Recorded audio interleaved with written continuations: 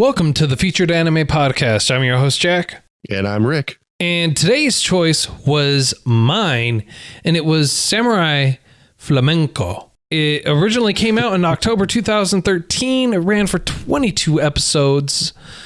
And main producer for this was Aniplex and Fuji TV, which are ones that we tend to watch a lot of. And for the studio was Manglobe. Now, the genres were action, comedy, parody, and superpower. And I would actually argue that even for the last 5 episodes, you could even include mystery into that if you wanted to. Confusion. All right. Thriller. Sure. Confusion. Now, you mentioned it was 22 episodes? Yes.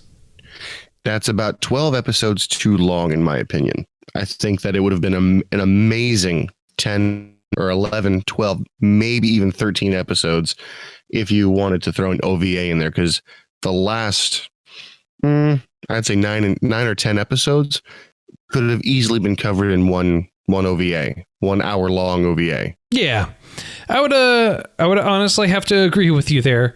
To say the least, this show was weird. That's a good way to put it. I would also say that it kind of reminds me a lot of Gurren Lagann. No. Yeah. Well, okay, so for half of the episode, yeah, I can see that. No. Not the episode, half the series. I would say after episode 18, all right, fine. From there up to episode 18, from there down, yeah, I could see it going that route. After that, it just a short overview would be a model who has everything going for him decides to be a superhero for no reason, and things just keep escalating to the point of I thought that he hit his head early on, and this was a delusion he was suffering. Well, I would honestly argue that it's not even for no reason, because our main protagonist, Hazama, he has been obsessed with superhero shows ever since he was a child. So it's not from anywhere. He's always wanted to do it. And it makes sense. But what I mean is, like, it looks like he hit his head and his delusion became his reality. Yeah, but then you learn at like episode 18, that's not really the case at all.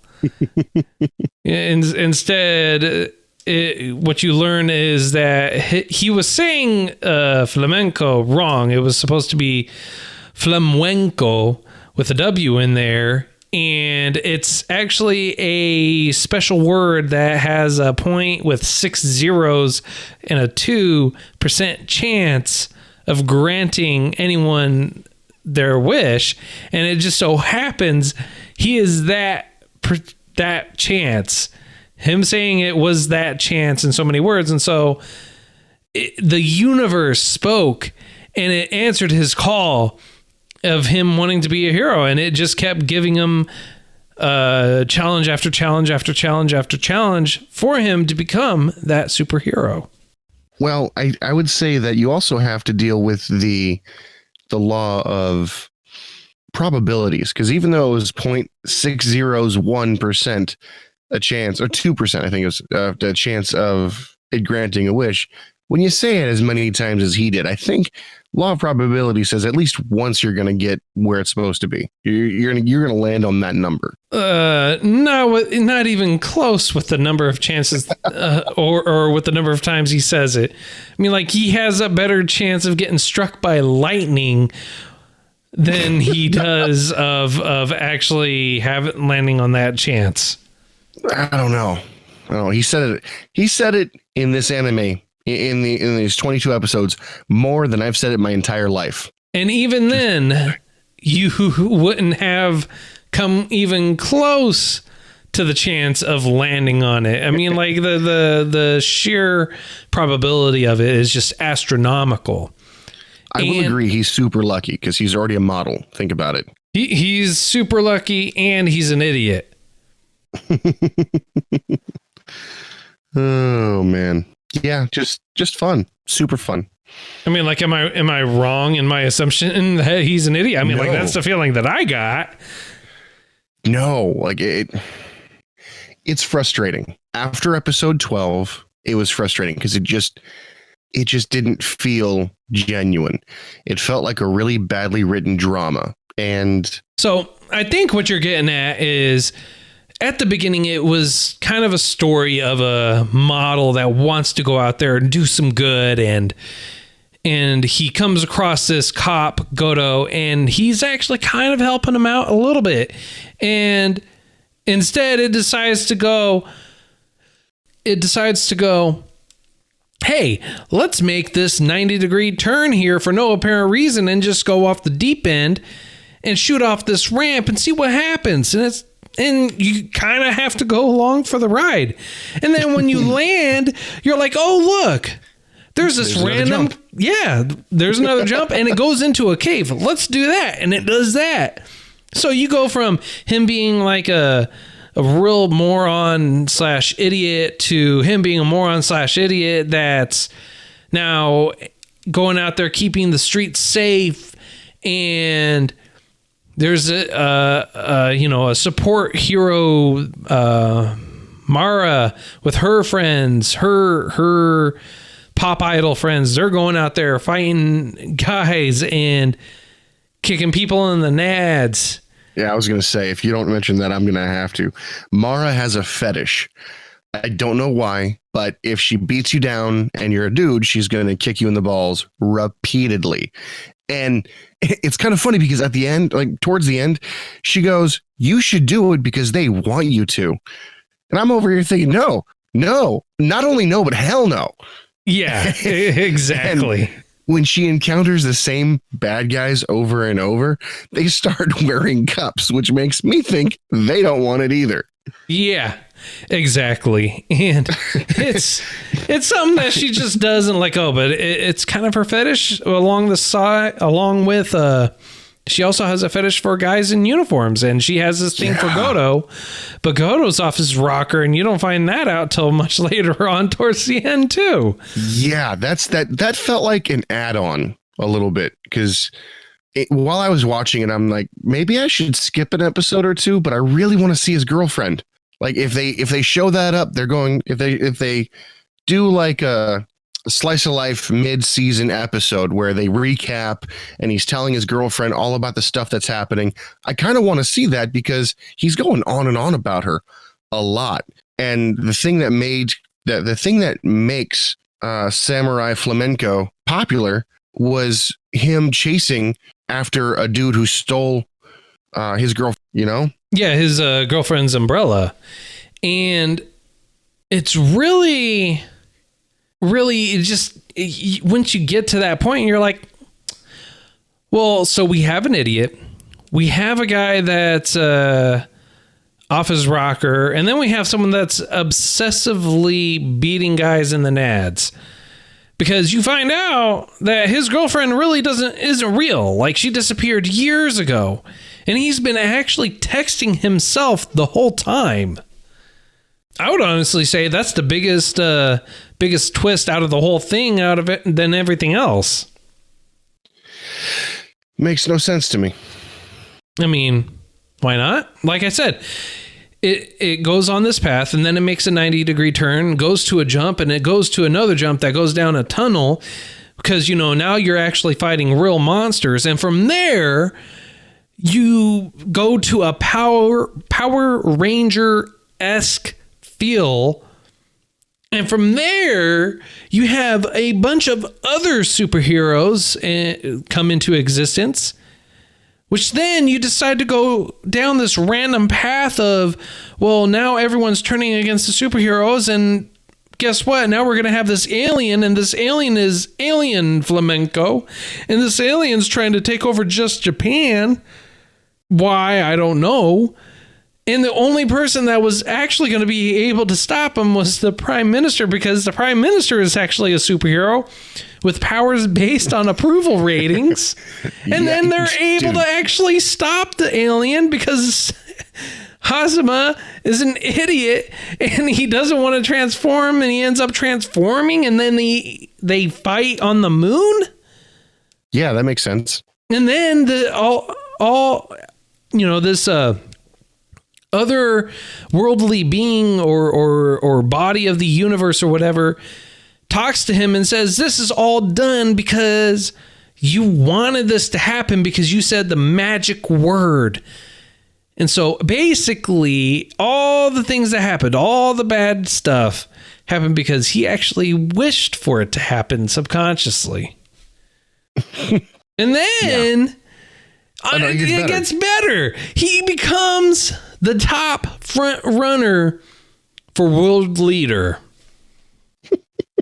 You can't make this up. You just can't. You really can't. And one of the things, though, and I'll give it credit for this, is that it did tie back in to like episode 2. Yeah. I don't know how I feel about that, but yeah, it was a good, as closure goes. It was a good anime as far as consistency goes. It was, well, because he was on a very linear path. He was going in one direction, and everything that he did was to help him step forward, to help him grow as a person, as a character, as a role model. And at the very end, you find out he's never loved anybody, like in a relationship. And I don't know. It's frustrating because they could have gone 100,000 different ways, but their reason that a normal world decided to go off in this wacky place because his opponents were just regular people, like jaywalkers, people smoking in a non-smoking area, alcoholics, and like publicly drunk alcoholics, and just these petty crimes. And then when he believed himself to be worth more than that, his opponents suddenly became more than that. He moved to a larger city, and then instead of people, he started fighting legit monsters. And I couldn't help but think, this is Power Rangers, straight up. And then he went from monsters to who would blow themselves up to alien kind of monsters that would get large, just like the Power Rangers. And he assembled a group of people where he was the Red Ranger, essentially. And they now have 5 different machines that I swear need to be copyrighted because I feel like they're infringing on, you guessed it, the Power Rangers. And they combine to do Power Ranger stuff and to kill bigger people. And after they slash them with their sword, for some weird reason, they blow up. And in my head, I'm going, if this is supposed to be a real scenario in this whole thing, they're destroying large buildings and they get bigger. How come they're not getting bigger to begin with? How come they're not doing other stuff to begin with? And I don't know. It's just, for lack of a better term, it is predictably boring. All right. I would have to agree. It is pretty predictably boring for the exact same reasons that we both just stated. It's this constant progression of it being a very linear story. One of the things, though, I have to actually say is the Red Axe. That dude is epic. He's very epic. And he reminds me of like a cowboy / samurai / martial art. He reminds me of Chuck Norris. Yeah, I was going to say an old-timey Chuck Norris or an old-timey action hero. But yeah, Chuck Norris, his ego might be a little smaller. I mean, Chuck Norris's ego might be a little smaller than this guy's. Well, I mean, like he does Red Axe. He can hear things 4 times better than the average person and see things 12 times better than the average person. So, just saying. Yeah. I don't know. It's, and then at I would say the climax of the entire series, Flamenco meets the universe's will.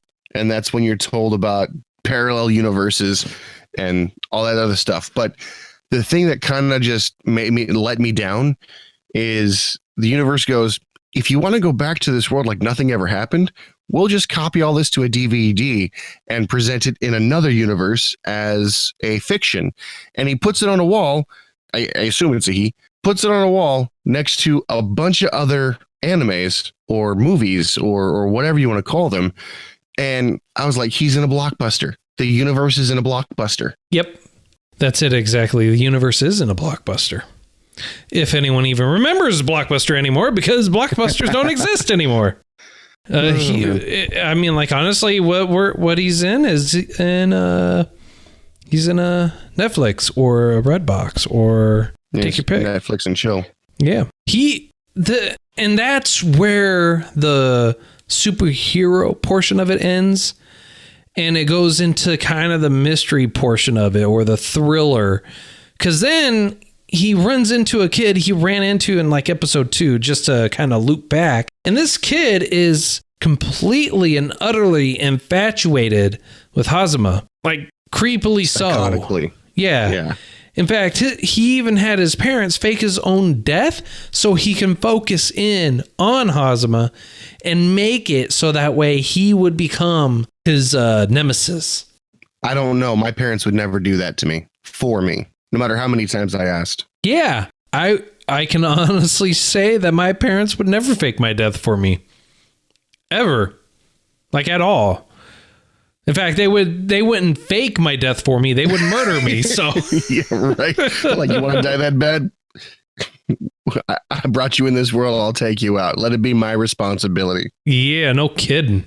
With the ending being really, really awkward. So with the ending, it's basically Hazama trying to learn what love is, and him standing in front of Goto and in front of the kid who's completely infatuated with Hazama, naked, and him actually proposing to Goto to try and bring Goto back to some sense of sanity, saying, if marry me, I will do everything your girlfriend was supposed to do.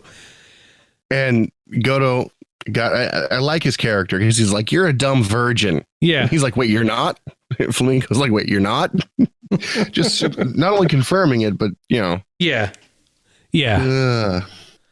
I mean, like, honestly, and that's the whole antics. Now, it does have its comedic moments. It does have its points where it's just like, yes, I get that, or that's funny, or you're following it, and it's like got a pretty decent story for maybe a quarter of an episode, and then the rest of it just like kind of falls apart for me. Yeah, but I liked it. Like, I didn't want to. And I'm not gonna lie, I did fall asleep to an episode I had to watch like 3 times to get through, but it wasn't bad. No, it was decent, to say the least. It was hard to get through. I'm not gonna lie, it was actually really hard to get through. But once you get through it and you look back on it, it's like, man, it's actually not that bad of a show. Would I ever watch it again? Hell no. But well, see, this is one of the anime that I wouldn't mind watching as it came out. You know what I mean? Like, I would probably skip, I would say, an episode or 2 and let them build and then binge that.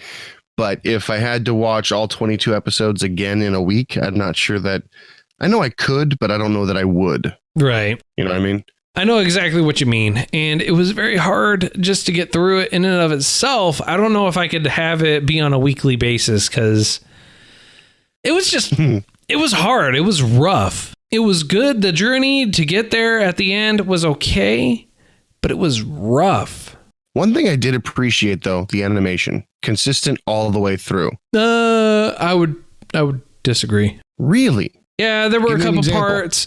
Well, so some of the cars, like especially when they were running away, they decided to go CG for that. And then there were a couple of spots where it kind of felt like they dropped the ball on the animation a little bit. Like they just didn't want to go into too much of it. And it kind of gave this like 70s vibe to the animation a little bit in a couple spots. I guess I could see that. So, I mean, overall, it was good. It was a clean animation, but there were some spots where it was just like, you guys could have done better. And it was in the middle, too. It wasn't like it was at the beginning or the end. It was in the middle. So it's like someone decided to just like kind of wake up halfway through their shift and go, oh, right, I need to finish this, and then finish it. Yeah. Well, I mean, that's unfortunately, I kind of feel like that's been the MO for this whole thing. Yeah. I'm really not sure if there's much more we can say about it. Honestly, there's really not. I mean, like, for it being a 22 episode show, there's really not much. It's just basically pretty bland. I feel like it was a pretty bland story. So since we're going to go ahead and just go right into a rating for this, I got to go with a 5 out of 10. Pretty average. Pretty average. It has a story. It's not horrible, but it's average. And it wouldn't be anything that I would actually watch again. It might be a show that I would recommend to someone if they wanted to, kind of watch a superhero-esque show without it being too superhero-y and to get a kind of a laugh out of it. I mean, that would be about it, though. Okay. That's fair. I would say about the same. I'm going to have to agree with you. Good to watch once, decent enough story in smaller increments, and I just wish it didn't feel I wish it didn't feel predictable and campy, because when it started to go along the route of, well, we have the 4 kings. I'm like, oh, okay, that's kind of cool. Well, we have the 64 gods and the 947,000. You're like, how many people are there? Well, there's 64,000 total against 5 people. No. That seems fair. Yeah, well, I mean, like at that point, that's why they brought in all the other heroes that have ever existed. And at that point, that's when you realized, wait a minute, these heroes aren't just TV show heroes. They're real live heroes. Yeah. Still plot armor. Seriously, though. Oh, man. So, again, 5. All right. 5 for you. That's a 5 for me. I mean, I understand this episode's really short, but honestly, there was not much substance in this show. It was kind of mind-numbing all the way through. And that's about it. It's funny. It had its moments, but what else can we say? Yeah, that's true. I believe it's my turn next, right? It is. Well, I'm going to go with one that is only 12 episodes long. I liked it. I recently saw it. I'm going to watch it again. It is Cautious Hero. The hero is overpowered, but overly cautious. Have you ever seen that? I have, and I gotta say that is a great show. I personally love that show because it takes isekai in an entirely new direction that is awesome. Well, the reason I'm choosing this is I'm hoping it'll make up for the blandness of this last one. Indeed. We can only hope. we can only hope. If you feel like we missed something in Samurai Flamenco, or if you feel like we didn't even touch on it enough and you want to hear a more in-depth discussion, which I pray you don't, but if by chance you do, you can always reach out to us at featuredanimepodcast@gmail.com. You can tweet at us at Those Anime Guys. We also have a Discord set up. You can reach us on there. We're always in there. We're always talking and sharing memes with everyone. And we even have a Facebook set up. It's a Featured Anime Podcast for that. And until next time, I'm Jack. And I'm Rick. And we'll see you later.